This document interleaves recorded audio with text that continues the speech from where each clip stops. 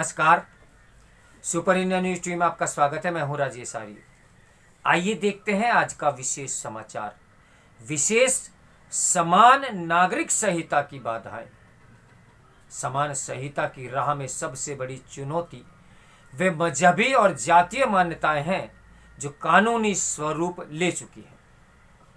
भाजपा ने कहा कि अगर वह हिमाचल प्रदेश में फिर सरकार बनाती है तो प्रदेश में समान नागरिक संहिता लागू करेगी। गुजरात में भी उसकी सरकार समान नागरिक संहिता की दिशा में बढ़ती दिख रही है। उत्तराखंड में भी भाजपा ने ऐसा ही वादा किया था, पर इस दिशा में अभी ठोस परिणाम नहीं दिखे। हिमाचल में भाजपा की पहल पर कांग्रेस के वरिष्ठ नेता अभिषेक मनु सिंघवी ने कहा है कि कांग्रेस इस संहिता के पक्ष में है, पर सरकार को इस दिशा में राजनीति करने के बजाय आम सहमति बनाने की जरूरत है। उनके बयान से संकेत मिलता है कि कांग्रेस उन रूढ़ियों को तोड़ती दिख रही है जो उसने शाहबानो, अनुच्छेद 370, तत्काल 3 तलाक और राम मंदिर मामलों के समय दिखाई थी। अब यह जरूरी हो जाता है कि कांग्रेस के राष्ट्रीय अध्यक्ष मल्लिकार्जुन खड़गे और राहुल गांधी भी देश में समान नागरिक संहिता लाने की वकालत करते हुए केंद्र सरकार से आग्रह करें कि वह इस संदर्भ में प्रारूप तैयार कर संसद में पेश करे।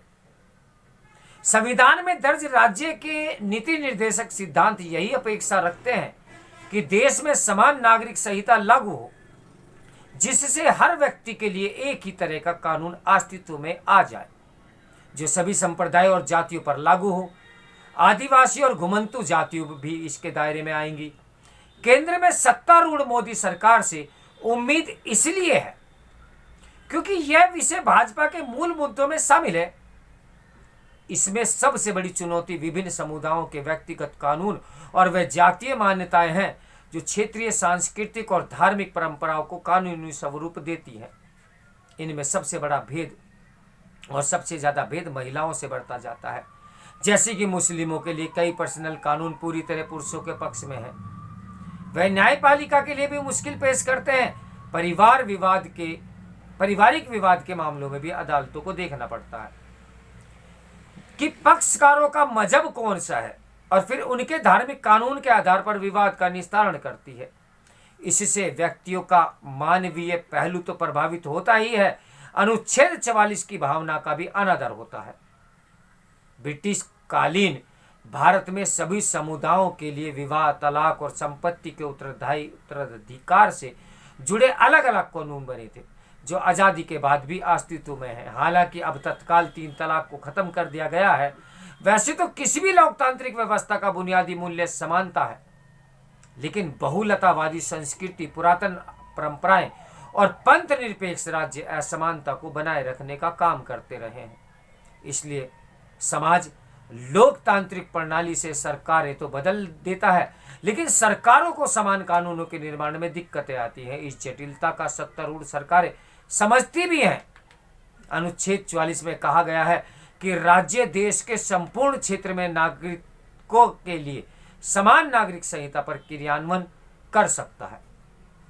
यह प्राविधान विरोधाभासी है क्योंकि संविधान के ही अनुच्छेद 26 में विभिन्न मतावलंबियों को अपने व्यक्तिगत प्रकरणों में ऐसे मौलिक अधिकार मिले हुए हैं जो पंथ सम्मत कानून और लोक में प्रचलित मान्यताओं के हिसाब से मामलों के निराकरण की सुविधाएं संबंधित संस्थाओं को देते हैं।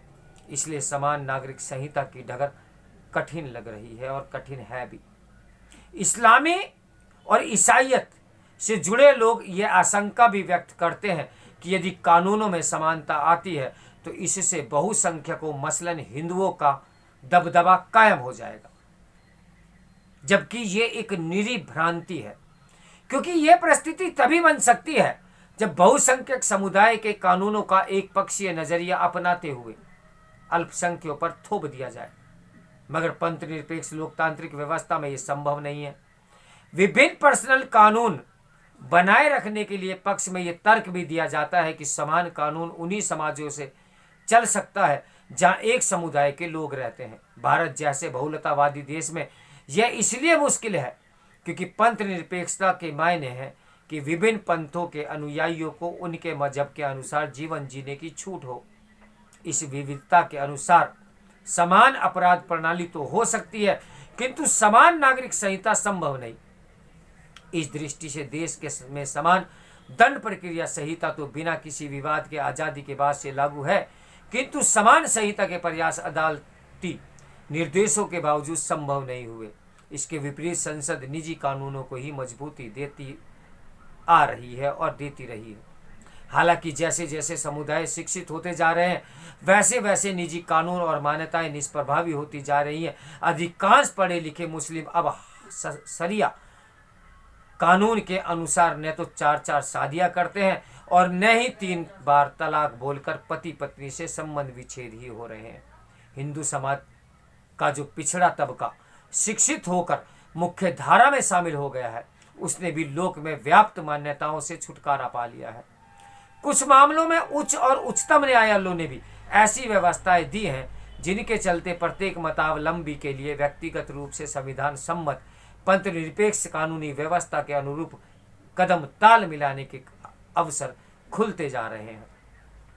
समान नागरिक संहिता का प्रारूप तैयार करते वक्त व्यापक विचार विमर्श की जरूरत तो है ही, लोक परंपराओं और मान्यताओं में भी समानता तलाशते हुए उन्हें विधि सम्मत एक रूपता में ढालने की जरूरत है।